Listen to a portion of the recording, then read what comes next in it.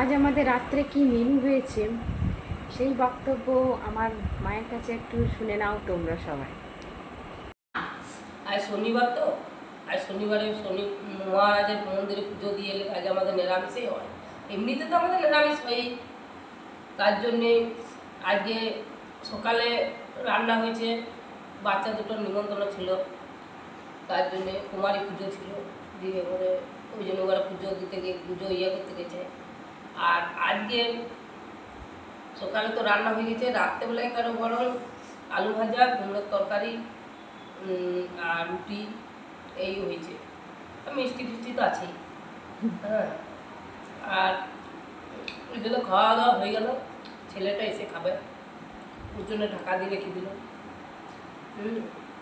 আমার ননদ এসছে, ওকেও দিয়ে দিলাম, ননদকে বললাম দুদিন থাকো, বললো ঠিক আছে। তবে আর কিছু বক্তব্য বলুন। হরে কৃষ্ণ।